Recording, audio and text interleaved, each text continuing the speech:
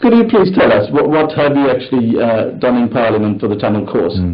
Well, I have, first of all, to respond to your very kind remarks, it has been my privilege to assist the Tamil cause in Parliament.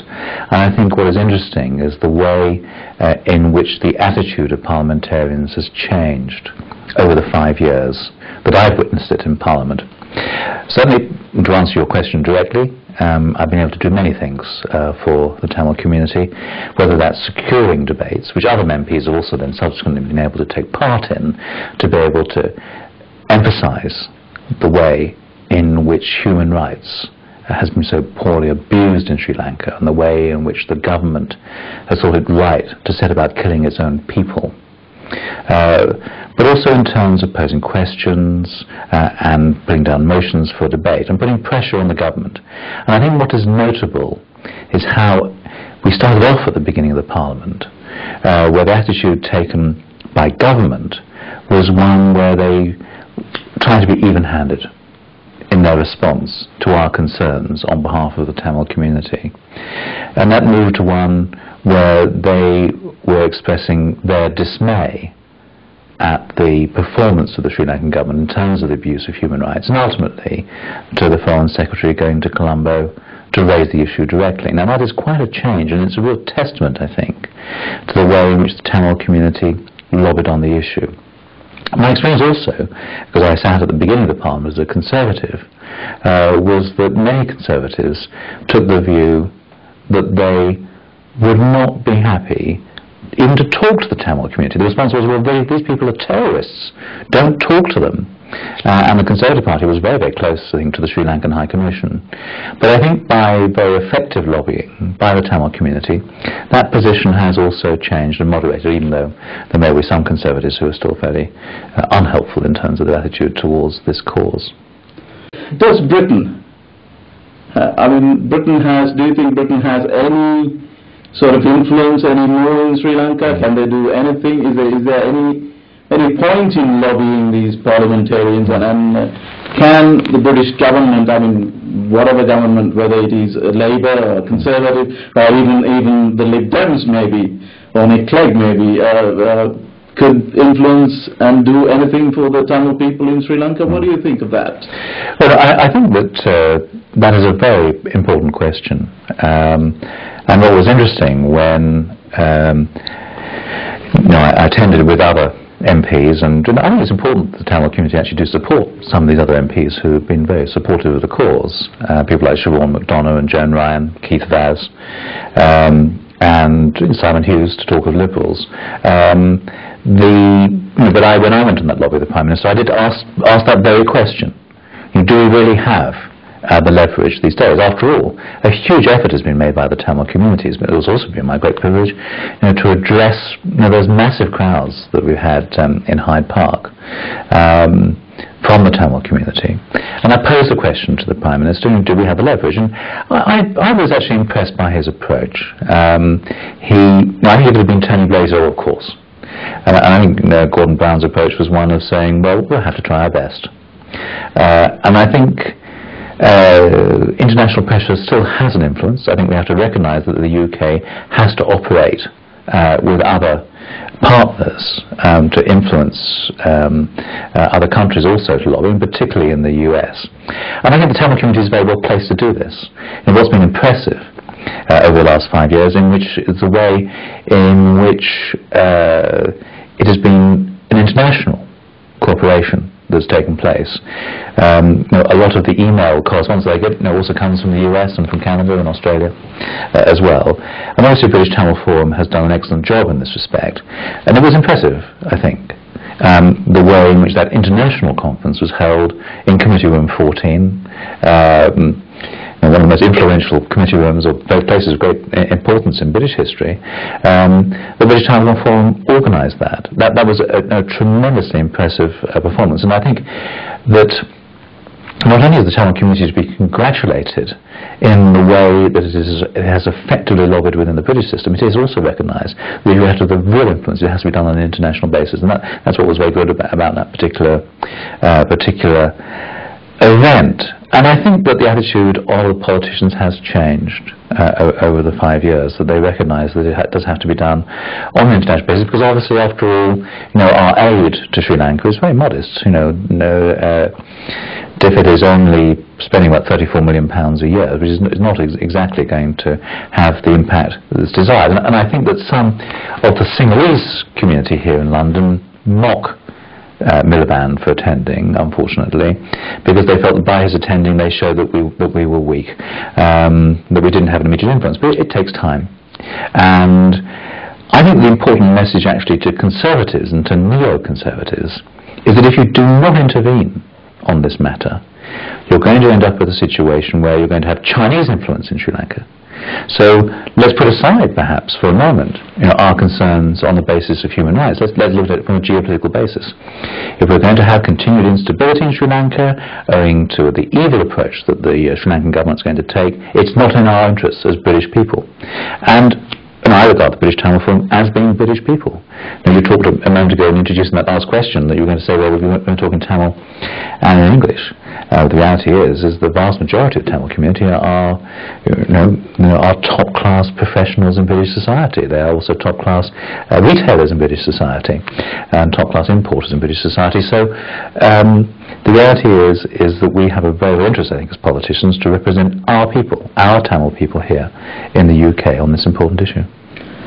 It's interesting that you say Global Tamil Forum and British Tamil Forum are doing a good job, and do you think that the future government of Britain should actually meet leaders of British Tamil Forum and Global Tamil Forum and have talks with them and listen to their concerns and include that in their foreign policy? And do you think in future, if whatever happens to the Tamil people in Sri Lanka, and should the British Tamil Forum or Global Tamil Forum be considered as a group? And no, I think it is absolutely vital for a number of reasons. One, actually, is that in reality is that the sort of the economic force of the Tamil diaspora is actually probably somewhat bigger than the GDP of Tamil areas within Sri Lanka. But I think also acting as a conduit for negotiation. I think that the reality is that Western governments are always going to be faced with a difficulty that the Sri Lankan government will try and manage domestic political affairs in such a way as to not alight upon the best people with whom to negotiate for the proper self-determination of the Tamil people in Sri Lanka. It has been very disappointing, I think, the way in which post what the government in Colombo would regard as being a successful war from their point of view, that they have not shown the kind of compassion and understanding and desire to be able to negotiate a positive settlement in Sri Lanka. Instead, we ended up with a situation where it was old-fashioned style British concentration camps that we had, that we employed in South Africa, and the dreadful situation of those 350,000 people or so who were in concentration camps, and that really was entirely unacceptable as an approach. I think what's interesting, in terms of you look at what type of government we're going to have here in the UK and who will assist, I think what is interesting is the way even Conservative politicians have moved some distance in this respect, and that they do recognise that there's a role for them in terms of working with other governments to be able to try and bring a lasting peace and a rightful peace in Sri Lanka. But I think that there are still some Conservatives who quite clearly are very, very pro-Sinhalese, and some of their comments are most unfortunate. I think other parties, Labour and Liberals, if you get a Lib-Lab coalition, which might be able to be a prospect, maybe we'll end up with quite a positive approach towards this issue. As you know, I sit as an independent, and sitting as an independent has allowed me the freedom really to speak up on this issue, even if I do get some criticism here in the local community for raising what I think is an important concern. Well, no, I suppose in some ways we should be reassured by what it was that Mr. Hague had to say at the Global Tamil Forum event that was in Parliament, and that he said, I'm the person who sets foreign policy, not other people. But his team seems to be quite disjuncted, and the others are sounding very unhelpful. So I think there's less certainty with a Conservative government, but it is a testament, I think, to the Tamil community that they managed to drag the Conservative Party that far. The Conservatives have stepped up to the plate, to use an Americanism, quite late in the process, but I think that's encouraging that has been the case, and I think that is merely as a result of the lobbying that has taken place by the Tamil community. I think I would feel more comfortable with the other parties to be able to deliver on behalf of the community, because they have been speaking up for a much longer period of time. If you can explain to us. Well, I think some of the correspondence, of course, I get is quite intemperate, in that I'm accused of being a terrorist. Partly sponsored, I think, also actually by the Sri Lankan High Commission.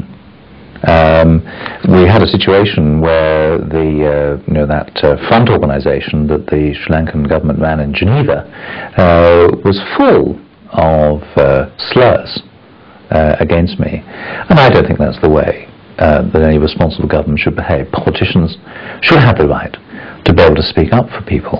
I certainly found as an independent that I'm much freer to be able to speak up on these issues than I would be otherwise.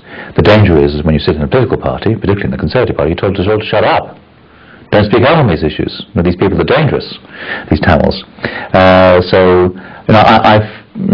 found it much easier to be able to speak up as an independent on this important concern. It has been my privilege to do so, and I have not done it for any political advantage here. I think we probably have about 600 Tamils in the Croydon Central constituency, although there are a lot of Tamils, I think, who live in the neighbouring constituency of Croydon North, and we have a very strong Tamil business community in Croydon. And I think what is interesting, I think, in terms amongst the younger Tamil community, many of the people who've been active in the Tamil youth organisations have come from this part of London, and I'm very proud of them for what they achieved. I think the sheer grit and determination of the campaigns that took place outside Parliament Square were important. In some ways, it was a shame that was necessary, because that protest took place because people became frustrated in the way Parliament wasn't listening, and ultimately it was only by taking that rather dramatic approach in Parliament Square that we were really able to get some profile on the issue. So do you think you're very supportive of what they did in the Parliament? Oh, sorry, in the Westminster? I think it became necessary.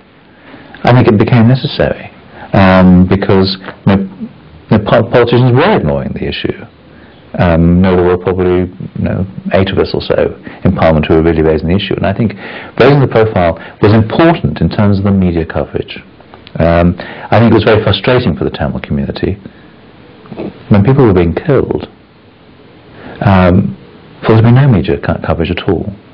And it's something particularly I think we wanted the BBC to have given greater coverage to, bearing in mind their public service responsibilities to have done so. So, I think it was a necessary action, and to that extent I'm very supportive of what was done.